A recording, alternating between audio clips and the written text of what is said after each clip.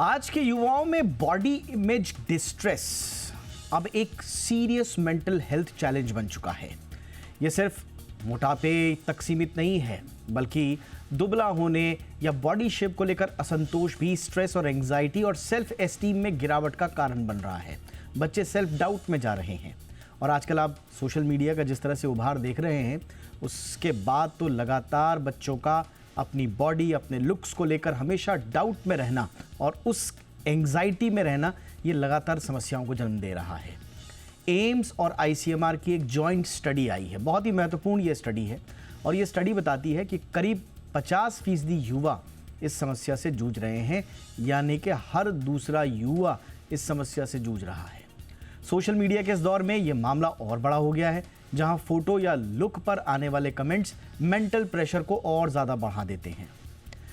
मेरा नाम है दीपक डोभाल, आप देख रहे हैं आपकी खबर आपका फ़ायदा। आज हम इसी बहुत ही महत्वपूर्ण इशू पर बातचीत करेंगे और समझने की कोशिश करेंगे कि क्यों हमें इतना ज़्यादा फ़र्क पड़ता है। कोई हमारे लुक्स को लेकर क्या कहेगा, कोई हमें लेकर क्या कहेगा, और उसके बाद हम अपने आप ऊपर क्यों सेल्फ डाउट करने लग जाते हैं। मेरे साथ होंगे खास मेहमान। पहले ये रिपोर्ट देखिए।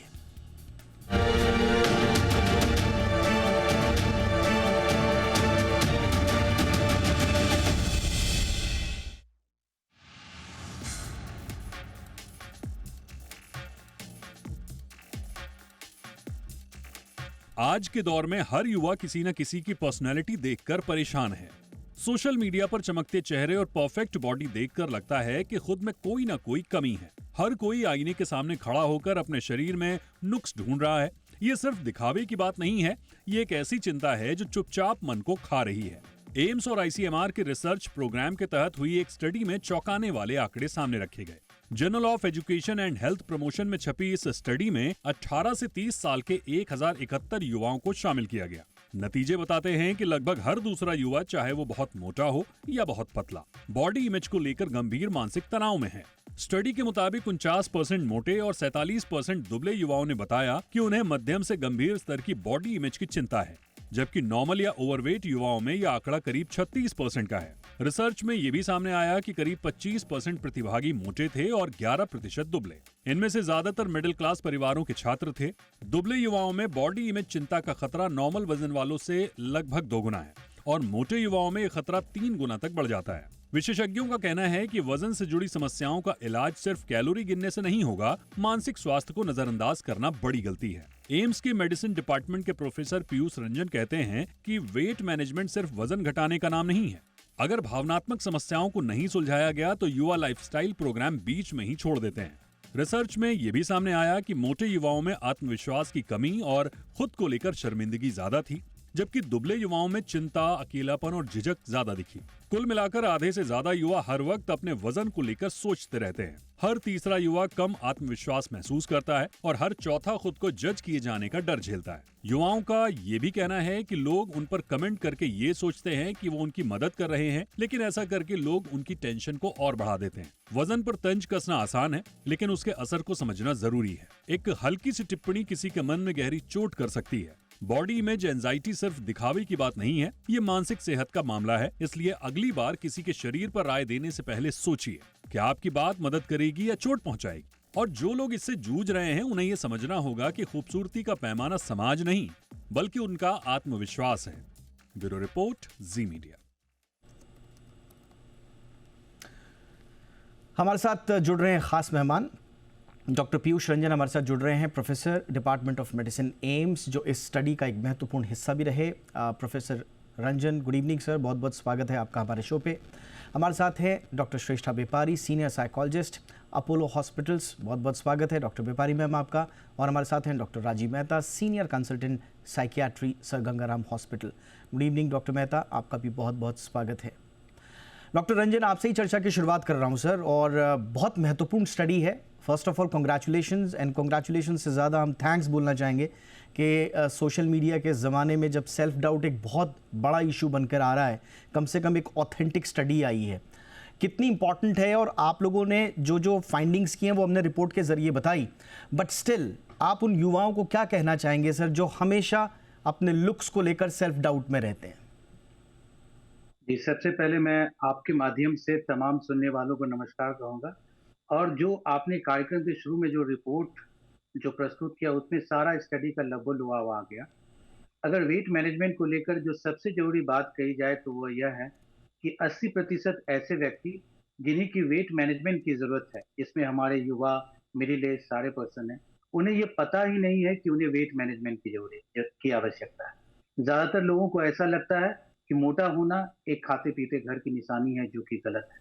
80% ऐसे लोग जो कि किसी भी वेट मैनेजमेंट प्रोग्राम में जुड़ते हैं, वो कभी भी क्लिनिकली सिग्निफिकेंट वेट लॉस को गेन नहीं कर पाते हैं। उसकी वजह यह है कि अभी भी हम लोग ऐसा मानते हैं कि सिर्फ़ एक डायटीशियन से डाइट प्लान ले लिया या फिर सवेरे न्यू ईयर के टाइम में एक रेज़ोल्यूशन ले लिया कि हमें एक्सरसाइज़ करना है या ट्रेडमिल पर दौड़ना है। इसके द्वारा हम अपने जो ज़रूरी जो रिज़ल्ट है, उसको हम प्राप्त कर सकेंगे। इसकी वजह ये है कि हम लोग वेट मैनेजमेंट को एक सिर्फ सुंदरता के रूप में देखते हैं और कहते हैं ना कि कभी भी never do anything for wrong reasons. आपको वेट मैनेजमेंट की ज़रूरत इसलिए नहीं है कि आपको सुंदर दिखना है या इमेज पर जज किए जाने का डर है, बल्कि इसलिए करना है क्योंकि यह एक तरह की बीमारी है और यंग एडल्ट्स को खासकर एक लंबे समय तक ओबेसिटी के साथ जीना है। इसलिए उनको जो ओबेसिटी से रिलेटेड कॉम्प्लिकेशंस हैं, मेटाबॉलिक कॉम्प्लिकेशंस हैं, उसके जीवन में जल्दी आने का खतरा रहता है और डायबिटीज़, हाइपरटेंशन, दिल की बीमारी, हार्ट अटैक और जो हम लोग स्ट्रोक की बीमारी कहते हैं, उसके होने के चांसेस यंग एज में ही काफ़ी ज़्यादा रहता है। एब्सोल्युटली सर, बट ये जो बॉडी इमेज डिस्ट्रेस है सर, ये अब जी, बच्चों के मन मस्तिष्क पर हावी हो रहा है और उनके लिए एक मेंटल हेल्थ इशू बनकर आ रहा है। जो किशोर हैं उनमें जो सेल्फ परसेप्शन है, आप लोगों की रिपोर्ट बता रही है कि जो सेल्फ जी, परसेप्शन है वो पहले से ज़्यादा अब नकारात्मक हो रहा है। और इसके पीछे जो वजह है, आप लोगों की स्टडी इशारा कर रही है कि सोशल मीडिया एक्सपोजर से जो अवास्तविक ब्यूटी स्टैंडर्ड बन रहे हैं सर, उनका दबाव बच्चों पर आ रहा है, युवाओं पर। इस पर आप क्या कहेंगे सर? ये जो अवास्तविक ब्यूटी स्टैंडर्ड एक एक आभासी दुनिया में हम लोगों ने बना लिए हैं और वो रियल लाइफ इम्पैक्ट कर रहा है बच्चों को, ये कितना खतरनाक है? ये बहुत खतरनाक, जैसा कार्यक्रम के बिल्कुल शुरू में आपने कहा कि लोगों पर दबाव ज़्यादा है, सुंदर दिखने का।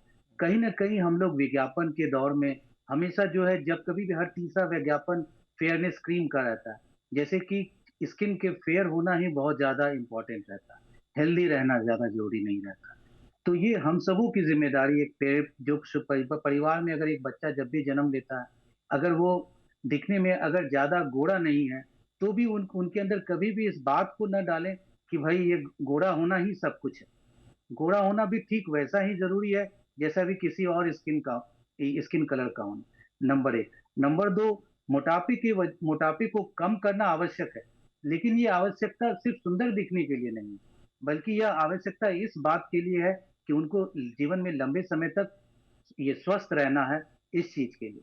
तो इन बातों का अगर हम लोग ध्यान रखें और शुरू से ही अपने यंग जनरेशन को, बच्चों को स्कूल में और सभी जगह पर इस बात के लिए हम लोग समझाएँ कि सुंदर दिखना उतना आवश्यक नहीं है, जितना आवश्यक स्वस्थ रहना है।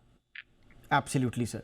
मैं आऊँगा सर आपके पास, आपको थोड़ा जल्दी भी जाना है लेकिन मैं एक दो सवाल और लूँगा आपसे। मैं डॉक्टर बेपारी के पास आ रहा हूँ। मैम, संक्षेप में आपसे समझना चाहेंगे, ये जो एडोलसेंट्स में ये जो समस्या, एंग्जाइटी, डिप्रेशन सिम्टम्स ये जो जुड़ रहे हैं, स्टडी कहीं ना कहीं इशारा कर रही है कि लगातार ये जो कंपैरिजन हो रहा है उनका और एक दबाव जो बना रहा है, जिसके बारे में हम चर्चा भी कर रहे हैं, ये लगातार हमारे युवाओं की सेल्फ एस्टीम को लो कर रहा है, अपने बारे में डिससेटिस्फैक्शन पैदा कर रहा है। ये इससे बाहर कैसे निकले मैम? क्योंकि ये तो बढ़ता ही जाएगा, कंपैरिजन लगातार बढ़ते जाएंगे, अवास्तविक ब्यूटी स्टैंडर्ड्स पैठ बनाते जाएंगे और हमारे बच्चे युवा उसकी गिरफ्त में आते जाएंगे। बाहर कैसे निकलें? जी दीपक जी, टीनेजर्स और एडोलेसेंट्स ना, दे हैव अ गलेबल माइंड। बाहर का दुनिया का जितना भी इन्फ्लुएंस होगा वो उसके ऊपर बहुत आराम से वो बच्चे इन्फ्लुएंस्ड हो जाते हैं। एक्सपीरियंस के कम होने के कारण सेल्फ एक्सेप्टेंस का रियलाइजेशन उनको नहीं होता है। अनकंडीशनल पॉजिटिव सेल्फ रिगार्ड और अनकंडीशनल सेल्फ एक्सेप्टेंस के कमी होने के वजह से वो एक ऐसे ही परफेक्शन के पीछे भागते हैं जो कभी कभी अचीव करना नामुमकिन हो जाता है। Perfection, whether in terms of health or beauty, is something like driving on a highway. आप 120 किलोमीटर की तेजी पे भी क्यों ना चलाओ, आपके आगे कोई ना कोई होगा। तो एक अनरियलिस्टिक परफेक्शन को फॉलो, एक यार्डस्टिक को फॉलो करना नामुमकिन है। इससे बच्चा बहुत ज्यादा एग्जॉस्टेड हो जाता है, और क्योंकि कम उम्र के बच्चे हैं तो पीयर प्रेशर बहुत है। They all want to look alike, similar to each other. Hair style भी वैसा होगा, कपड़े पहनने का तरीका भी ऐसा होगा, पर हर किसी का बॉडी फिगर जो है वो उसको सपोर्ट नहीं करता है। और बॉडी शेमिंग सिर्फ मोटापा या पतला होना इसके ऊपर नहीं, लोग हर किसी चीज पे कमेंट कर देते हैं। उनका स्किन पे अगर कोई प्रॉब्लम है, जैसे मेलेस्मा जैसी अगर प्रॉब्लम है, पिंपल्स है, तो उसके ऊपर भी कमेंट होते हैं। तो ये सारी चीजें को एकदम परफेक्ट बनाने के चक्कर में बच्चे एक ऐसे दौड़ में लग जाते हैं और पूरा के पूरा उसी में घुस जाते हैं, जिससे निकल नहीं पाते। And inevitably there is depression and anxiety. Eyebrow perfect नहीं है, हेयर परफेक्ट नहीं है, किसी का मोटा है, किसी का पतला है, किसी का स्किन टोन बरोबर नहीं है। राइट। तो इस कंपैरिजन के चलते तो ऐसा होना नेचुरल है। तो निकले Absolutely. कैसे? सबसे बड़ी बात, हेल्प ले, बड़ों के थेरेप्यूटिक या काउंसलिंग सर्विसेज जो अवेलेबल है उसको ले, रियलिस्टिक माइंडसेट सेट करे। एक बेवजह जो कैटास्ट्रोफाइज कर देते हैं कि मेरा बॉडी ऐसा सर्टेन टाइप नहीं है, that means I am good for nothing, I am not socially acceptable, ऐसा बिल्कुल भी बात नहीं है। अपने हुनर पे एब्सोल्युटली। भी मैं थोड़ा आपसे फोकस मैम करें। और डिटेल में लूँगा कि कैसे उससे बाहर आना है। बहुत अच्छे अच्छे आपने टिप्स दिए हैं। But coming back to doctor Ranjan sir, आपका एक इम्पॉर्टेंट स्टेटमेंट भी मैं पढ़ रहा था, जिसमें आप कहते हैं कि weight management goes far beyond losing weight. ये वेट मैनेजमेंट अब आई मीन ये इसको सर कैसे इसको मोटिवेट, क्योंकि मोटिवेशन एक बहुत बड़ा फैक्टर है, आपकी स्टडी में भी बताया जा रहा है, और जिसकी वजह से वो उनको मेंटल हेल्थ के इश्यूज भी आ रहे हैं, फटीग, लेथार्जी आने लग जाती है। तो how it is beyond losing weight, क्योंकि हमको तो लगता है कि वेट घटा दो तो हो गया वेट मैनेजमेंट। नहीं, देखिए, किसी भी बात को गलत रीजन से नहीं करना चाहिए। जैसे कि वेट को मैनेज करना सिर्फ सुंदरता को लेकर के नहीं है, ठीक उसी तरह से वेट मैनेजमेंट जो है वो एक लंबे समय तक किया जाने वाला काम है। ऐसा नहीं है कि कोई शॉर्ट टर्म क्रैश कोर्स करके सप्ताह, 2 सप्ताह, 3 सप्ताह की कोई दवाई खाकर इसे ठीक कर दें। जिस वजह से हम मोटे होते हैं वो हमारी जो डिफेक्टिव लाइफस्टाइल है वो उस वजह से होते हैं, और वो लाइफस्टाइल हमारे साथ जीवन भर रहता है। इसलिए जीवन भर तक हमें इसके लिए ठीक ठीक रहना होगा। और जैसा कहा, बियॉन्ड नंबर्स से हमारा मतलब यही है कि इसके साथ साथ जो दूसरे हमारे साइकोलॉजिकल एस्पेक्ट है, जो मोटिवेटेड रखने की जरूरत है, जो हमें हर हमेशा जो हमारे वेल बीइंग को सपोर्ट करने वाला इमोशनल साइकोलॉजिकल सपोर्ट को किए जाने की आवश्यकता उसके जैसा है। और अगर हम लोग वेट मैनेजमेंट में सफल होना चाहते हैं तो पूरे परिवार को बदलने की आवश्यकता है, पूरे समाज को बदलने की आवश्यकता है, पूरे समाज की सोच को बदलने की आवश्यकता है। बिल्कुल, और इसीलिए आपने कहा कि इसको मेंटल हेल्थ को एड्रेस किए बगैर आप समझ नहीं सकते वेट रिलेटेड कंडीशंस को। बहुत बहुत शुक्रिया सर, आपको जाना है, आपने अमूल्य समय दिया हमें, बहुत बहुत धन्यवाद आपका वक्त निकालने के लिए।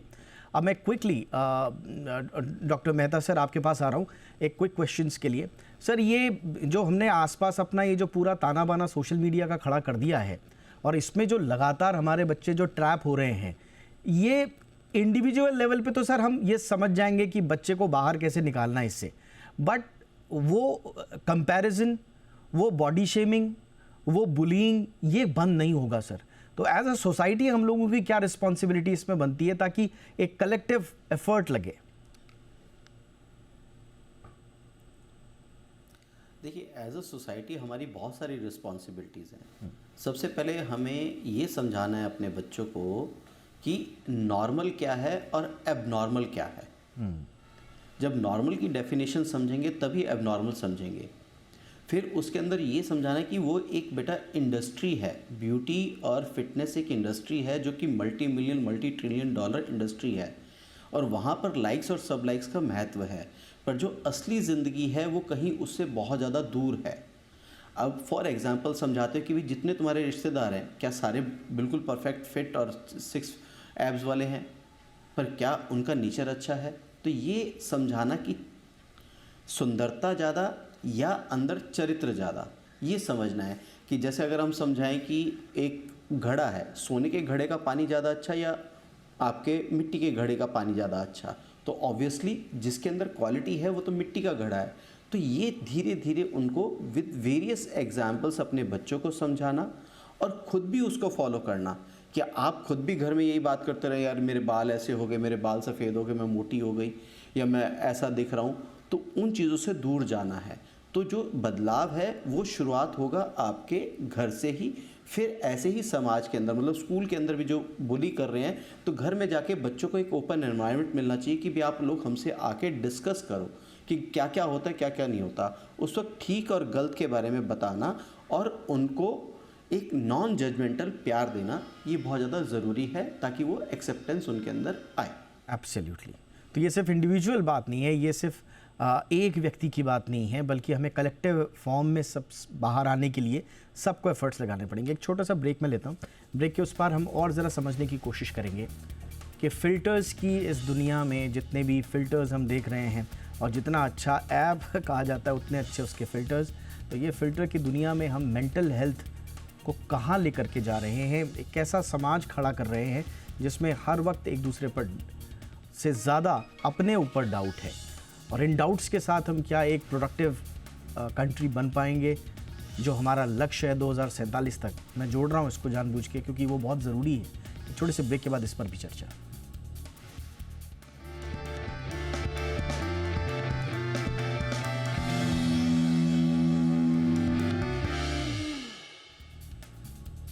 ब्रेक के बाद आपका स्वागत है। डॉक्टर व्यापारी मैम, अब हम देख रहे हैं कि फ़ोटो फिल्टर्स और अब तो एआई एडिटेड इमेजेस आ गई हैं, और हर किसी को बड़ा खुशी होती है जब वो अपने उस रूप को देता है एआई में एडिट करके जो वो दरअसल है नहीं, और दूसरों को भी उसी रूप में देखना उसे अच्छा लगता है। तो आपको लगता है कि ये रियलिस्टिक पिक्चर जो हमारे समाज के सामने होनी चाहिए थी, हम रियलिटी के जितना ज़्यादा करीब रहें उतना अच्छा हमारे लिए, लेकिन ये फ़ोटो फिल्टर्स और एआई का जो उभार है ये हमें वास्तविकता से दूर ले जा रहे हैं मैम? बहुत ज्यादा एक्सेप्टेंस तो है ही नहीं, क्योंकि हम जो डीपी में लगा रहे हैं या जो पिक्चर पोस्ट कर रहे हैं, जब वो लोग एक्चुअली में रियलिटी में हमारे सामने आएंगे, सामने मिलेंगे, तो पता चल ही जाएगा ना कि हम उतना है नहीं जितना हम दिखाते हैं। तो ये फेक मेक बिलीव वर्ल्ड में रहना कहाँ तक मेंटली हेल्दी है?